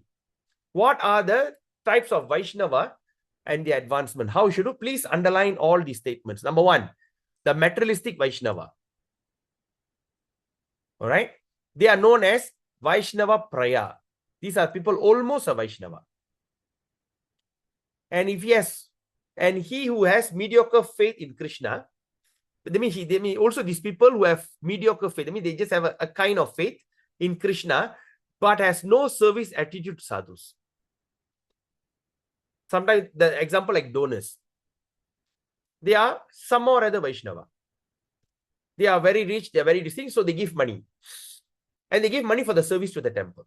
But they have no service attitude sadhus. All right. But then Bhakti Vinod Thakur explaining what he says. Actually, such a person is not a Vaishnava. These kind of people actually is not a Vaishnava, but a dim image of a Vaishnava. So they are known as Vaishnava Abbas. So now we understand Abbas means what? Dim. Nama Abbas. That means we are getting a dim light of mercy. Dim. Dim light. So now Vaishnava Abbas means they have the dim image. They are not a full-fledged Vaishnava, but they have got a dim image of Vaishnava. And these are the people called as Vaishnava Abbas. However, if he is not a Vaishnava, how will he be permitted to associate with Vaishnava who do not associate with non-Vaishnavas? So how can these people can associate with Vaishnava? Because Vaishnava don't associate with non-devotees. How? Therefore, this person is considered to be at the beginning stage of Vaishnava. So they are known as the beginning stage of Vaishnava. And what they are called? Kanishta. Kanishta Vaishnava. Upon whom actual fixed up Vaishnava will bestow mercy so that he becomes purified. So what happened? So to this type of Vaishnava, the Vaishnava upon whom they will bestow mercy. So the pure Vaishnavas, they bestow mercy upon them. So one day they can become a pure Vaishnava. All of us started in this level. All right. And sometimes we are still maintained in this level. We have not progressed out of this thing. So what we understand, what are the Vaishnavas? These are the one, okay, they have a mediocre faith and they have no service attitude to sadhus. This is the thing. Sometimes when you see the devotees, when they look at the deities, ooh, but to the sadhus, hey, I give you money for the ghee, right? Have you offered or not? They misbehave to the devotees. Those who misbehave to the devotees, but they worship the Lord, they are called Kanishta. The next higher stage, how many more pages here? 2? Okay, just 2 more. I think we could finish by today. The next higher stage of Vaishnava is Madhyama. So one, we understand Kanishta. Adore the Lord, disrespect the devotees. Kanishta. The next one is Madhyama, the middle one. He can recognize the important position of the Lord's devotee. So these are the people who can understand the important position of the Lord's devotee and thus always associates with them. In faith, he is convinced of Krishna's position as the Lord. And also he understands Jiva as his eternal servants. Then he understands process of bhakti and the goal as the prema. The process of bhakti. Now we are doing bhakti for what? So we want to achieve the process of achieving prema. We want prema. So they understand. Madhyama understand all this. Krishna is the Supreme Personality. All the jivas are his eternal servant. And the process of bhakti is the best. And the goal of bhakti is to achieve prema. He shows mercy to the innocent. Those who have little faith. So that means they show their mercy and mercy to the innocent who have little faith in the process of Kanishta Bhaktas. How they engage them? By giving them Sambandha Jnana. What is Sambandha Jnana? Can you tell me? What is Sambandha Jnana? 3 things. We studied, I think yesterday or day before yesterday. What is Sambandha Jnana? Anyone quickly? Haribol. Mangala Rukmini Mataji, do you remember? Sambandha Jnana? Knowledge. Yeah. What is that? Knowledge of relationship. Sambandha means relationship. So what is that Sambandha Jnana? What is that knowledge of relationship? Vaishnava Prabhu? Anyone can recall? Rajendran Prabhu, I think you haven't given that Yes, summary of that. Huh? the relationship with Krishna and his devotees, and there's one more part. The three of them must be merged together. That is called Sambandha Jnana. Krishna and devotees. No. Krishna, and then What is Krishna? the Sambandha Jnana, Krishna is what? must tune with Krishna all over. There are three elements involved.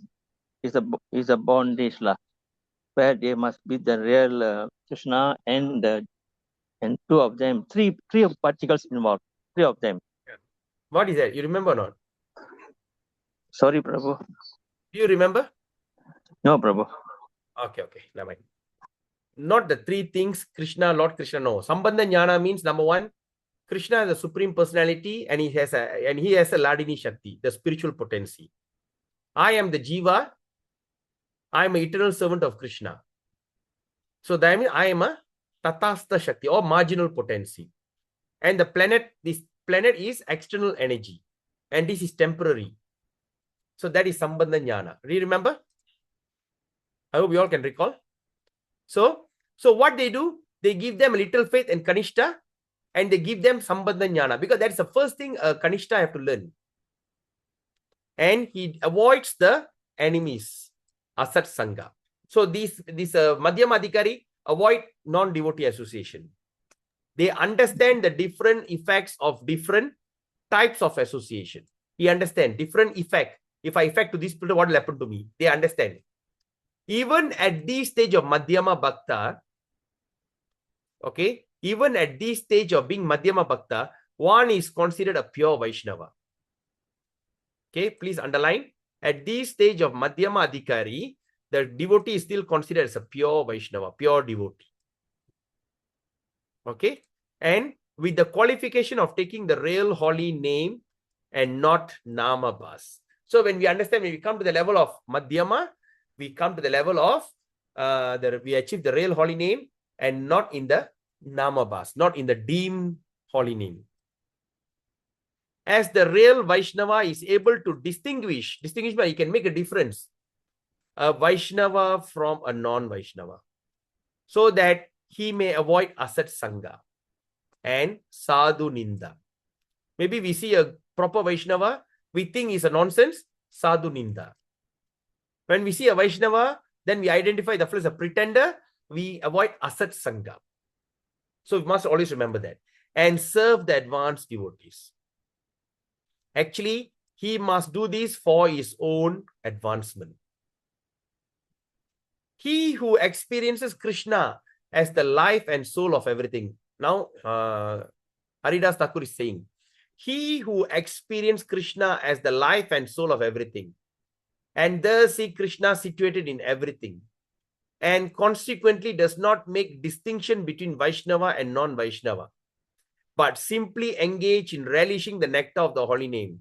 And this is called Uttama Vaishnava, or the most advanced devotees. What is their qualities? Those who experience Krishna, life and soul. For them, Krishna is life and soul. So what they do? They see Krishna situated in everything. And they consequently does not make distinction between Vaishnava and non-Vaishnava. They don't see whether you're a devotee or non-devotee. What they do? And they simply engage in relishing the nectar of holy name. They always relishing the beauty about chanting the holy name. So these are the called as Uttama Vaishnava. So Uttama Vaishnava means they see you as a spirit soul who are eternal servant of Krishna and has the potency of going back to Godhead. You don't look at the external outside character or bodily function. We see that in Bhagavad Gita, Krishna mentioned, right? And my devotee, a sadhu, sees a gentle brahmana, cow, chandala, dog and dog eater, elephant, trees in an equal vision. They see everyone is equal vision. These are the example of Uttama Vaishnava. So now The Kanishta Bhakta perform his devotional service at the stage of Namabas. So we are all trying to do Namabas. We are still get the dim light. Okay, even the dim light can destroy all sin. We can go up to Brahmaloka. We have studied that. That is the Kanishta level. Number one. Number two, the Madhyama Vaishnava is actually qualified for the real holy name. So come to the Madhyama level, they are the one who qualified for the real holy name. No more Namabas. And can understand and discern the various offense in the chanting of the holy name. So that means they can understand and also can avoid all kind of offenses in the chanting. Okay. And alas, Uttama Adhikari is above committing offense as he sees Krishna expand everywhere. He always sees Krishna everywhere. That's why we understand how Srila Prabhupada went to the US and all these hippies be with him and they had a big transformation. Just by looking at him, be with him, no? And even you can read some of that Prabhupada's disciple. I don't know, by looking at him, I give up my life and surrender to him. These are the Uttama Adhikari. Now, it can be seen that importance of the life practitioner of bhakti, whether Kanishta, Madhyama, Bhakta, to understand the performance of sadhana.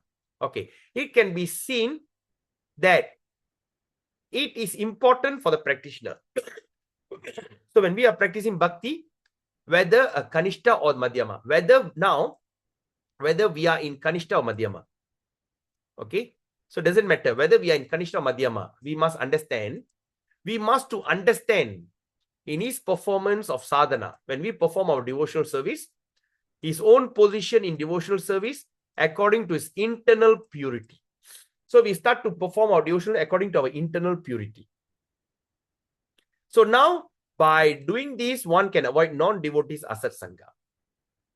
And by this, one can advance further. Why Uttama Adhikari can associate with non-devotees, they won't get affected? Because they are in the highest level of understanding. They can hear the criticism of everything under the sun, but they are not bothered. Example, when India was fighting for independence, Subhash Chandra Bose came and approached Bhakti Siddhanta Saraswati Prabhupada. He said, you got too many men, give them to me. I want to liberate India.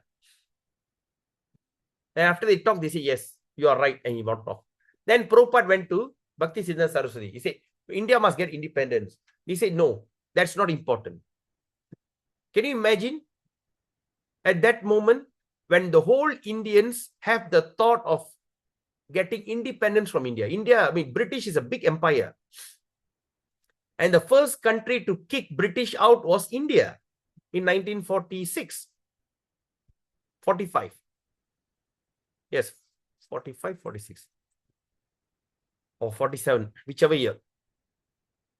So, it's not an easy thing. A group of Indians fighting against the empire. So, the whole Indian have the same mindset. But Bhakti Siddhanta Saraswati Prabhupada looked at him and said, that's not important. The important is to release them from this material bondage. So, this kind of pure devotee, they are above all this kind of thing. Even they can associate with non-devotees because their mind is firm. They see Krishna everywhere. They see the potential of devotional service in everyone's heart. All right? But Madhyama and Kanishta must understand, okay, who is the sadhana, according to his sadhana, devotionals according to internal purity. And they can, by doing that, they should avoid the non-devotees. By doing that, they can advance further. Because the Kanishta and Madhyama still in a very vulnerable situation. Okay. Now, who? The Kanishta and Madhyama. Okay. Now, therefore, it is important that one come to the position of Madhyama Bhakta, at least. We should come to the level of Madhyama Bhakta. Bhakti, when you see the mark like this, it means Haridas Thakur is speaking. So, Haridas Thakur is saying, it is a must important for the devotee to come to Madhyama Bhakta. The one who adores the Lord and loves the devotees. Right? They must come to the level of Madhyama Bhakta. They chant purely. One who is qualified to make this distinction.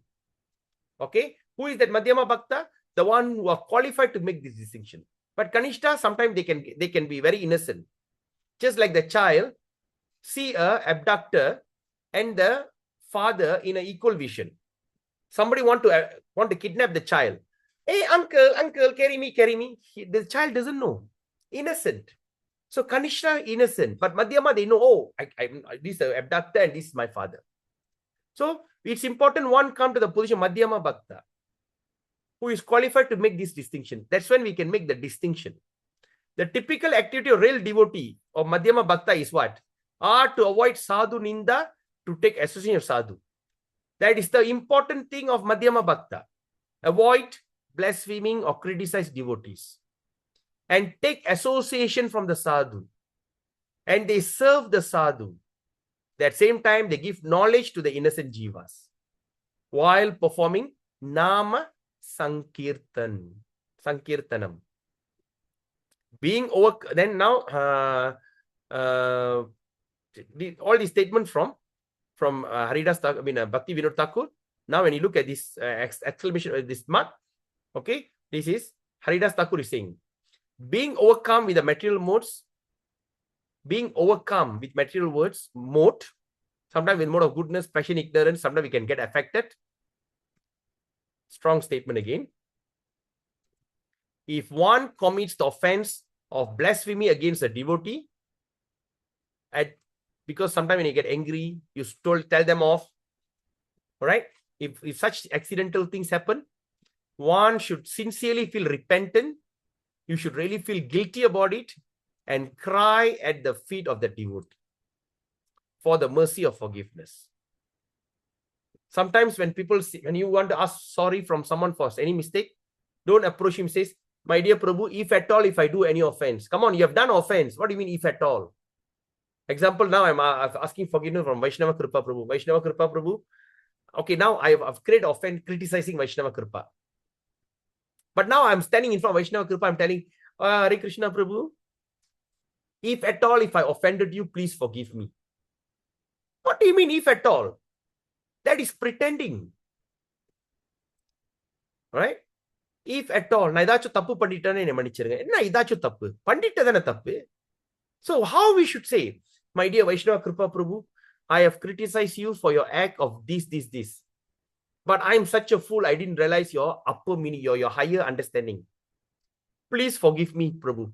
Be specific in asking forgiveness. Don't be general, because you still have got an ego that you don't want to admit what he did. If at all, Prabhu, I did this to you, forgive me. No. If you're going to be specific, Prabhu, I did this to you, Prabhu, I regret my act. When you're going to say that, you will become submissive. You somehow or other naturally become humble. You feel ashamed. Right? So feed at the devotee for mercy and forgiveness. Because you know why? You have done something that can destroy your entire millions and trillions of births, that vocation, the treasure that you got, the treasure of bhakti can be destroyed at a single clip, a single second. Everything is gone. Back to transmigration, birth and death for the next 100, 200 million years lifetime. Not worth it. So fall at the feet and cry for the mercy. Because the devotees, who is by nature very merciful, will forgive the offenders. So which are the devotees who can forgive you? Madhyama and Uttama. Madhyama loves devotee.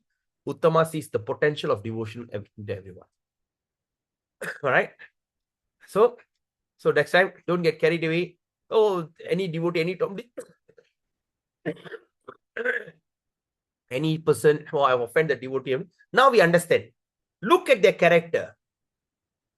Are they in Uttama Adhikari? Of course, very rare. You only can find them in India. But here, are they Uttama? Are they Madhyama or are they Kanishta? Talk so big, act so whimsically, give money, act so distinct. Very attitude problem, Kanishta. When you see such a devotee, Hare Krishna. Anyone who criticizes, oh, that fellow did that, this fellow did that, this fellow run with that fellow's wife, When you heard someone like that, avoid them. Pretenders in the form of a devotee. Then another devotee, Hare Krishna, are you okay, Prabhu? You go there. Prabhu, please have prashadam first. No, it's okay. The prashadam going to finish, Prabhu. Let me save something, but I want it to have it hot. No, I want to take darshan. It's okay, Prabhu, come. Very loving to devotees. When you see them, you feel overwhelmed. என்னடா இப்படி பாசத்தை பொழங்குறாங்களேன்னு பொழங்குறாங்கன்னு சொல்லுவாங்க. பொசுங்குறாங்களா பொழங்குறானீங்கன்னா, for they are showing so much of mercy. Then they care for you. If you're not well, they'll be there in your hospital. They take care of you. They cook for you. All this you understand by their character. When my whole family was down with COVID time, my wife and my son and my another daughter, 3 of them, COVID. Myself, my another daughter and another daughter, nothing. I got 4 children. And the thing, I don't know how to cook. And I got a deity in the house. And one devotee, I thought, she's so troublemaker. At that moment, she cooked so much and sent to us. Until I said, please offer this boga to Krishna, your Jagannath, and keep it for lunch and dinner. But this one looks like I can keep it for lunch, dinner, and next day breakfast. So much. So these are all they have the tendency of Madhyama. But at the same time, they've got a Kanishta by criticizing everybody under the sun. So we only take the right thing out. Right? So the devotee who's nature by mercy can forgive the offender. Then now Haridas making a conclusion. He says, according to your order, Lord, I have discussed the first offense. These I offer to your lotus feet. That person who, like a bumblebee, lingers at the lotus feet of Haridas will receive the touchstone of the holy name as the life of soul. So, go to this thing, like I'm keeping Haridas Thakur as my Facebook, YouTube, and my Insta, what is it? WhatsApp, DM or photo, something like that. Right? Try to worship Haridas Thakur. Maybe later I'll share the image in the group. So, there's a declaration by Bhakti Vinod Thakur. That person who, like a bumblebee, lingers at the lotus feet of Haridas will receive the touchstone of the holy name as his life and soul. Srila Haridas Thakur ki jai. Srila Bhakti Vinod Thakur ki jai. Srila Prabhupada ki jai. Gaura Premanande Hari Hari Bol. We end the session now. Hare Krishna. Tonight at 7, we start the next chapter, worshipping the demigods as independent of Krishna. That's the second offense. With that, we close the session today. So, I believe we have got some glimpse of understanding about Vaishnava Ninda. So, we don't keep ourselves blind. Like some, we understand the pretenders. They can pretend and they say, oh, Vaishnava Ninda, you offend me, you go to hell, like that. So we are becoming more clear. And now another thing, now we got this little knowledge. Now we are not trying to show off. Hey, I know, I read in that Harinam Cintamani, the holy name by Hari Bhakti, you are a pretender. Oh, it goes, that guy, he's pretending, all that we don't do. When we get this knowledge, we are getting this knowledge by the mercy of Sri Guru, your spiritual master, and Srila Prabhupada, and Haridas Thakur, and especially Lord Chaitanya, particularly selecting you to understand the subject matter. This small booklet, even though it's here, but it's not there. If you can go to everywhere, you try to find this book, it's not, because this book is actually, it's something very rare, and by good fortune, we are discussing this. All by the mercy of Do you have in PDF? Yeah, I've already shared the PDF, but This book, the one you show now. yeah, that's what we are reading just now. Oh, I see. Okay. நீங்க அதை print பண்ணீங்க தானே? Print பண்ணிட்டேன். பிரபு, எப்ப 6 அஷ்டகம் எடுக்க போறீங்க பிரபு? எப்ப 6 அஷ்டகம் ஆரம்பிக்க போறீங்க? அது ஆரம்பிப்பாரு. Okay. இதை முடிப்ப போதே. Okay. இதே இவ்வளவு ரெலிஷிங்கா இருக்கு. இப்ப நம்ம we are going very slow. By right, we should be finishing what? By today is 16th. We're supposed to finish at least what? I was targeting at least 8 chapters. By end of the month, another 8 chapters. Total 16 chapters. We should finish by all the 18 chapters by this month. Then we start this Shikshastaka. 16 chapters. But now we are only on, chapter 5 on the 16th. My God. Anyway, everything as per desired by the Supreme Personality and by the desire of Lord Chaitanya, by the desire of Srila Haridas Thakur, our spiritual master, and Srila Prabhupada. Everything happens as per their desire. We don't want to rush, because my style, not to rush, but to relish one by one, so that we can remember these rest of our life. Okay. So with that, we end the session. It's already 11:15. Okay. So today is Friday. Tomorrow, so we meet again tonight at 7:15. But try to come in by 7 o'clock. All right. If possible, please try to come in by 7 o'clock. Then this is not 1, 2. Oh, it's also a long chapter. All right. Chapter 5. I think it's also going to take 1 or 2 days. Right. So we continue the discussion tonight at 7 p.m. Okay. Because I think I'm done by 7 o'clock. All I'm settled. I think we better meet at 7 p.m. tonight. All right. Till then, have a beautiful day. Vancha kalpatarubhyascha kripa sindhubhyeva Paditanam Bhavanipi Vaishnavyo Namo Namaha. Srila Haridas Thakur ki jai. Jai. Srila Jai. Jai. Srila Prabhupada ki jai. Gaura Preman. Hari Hari Bol. Hari Hari Thank you, Bol. Prabhu. Have a great day. Hare Krishna. Thank you. Hare Beautiful day. Krishna. Thank you.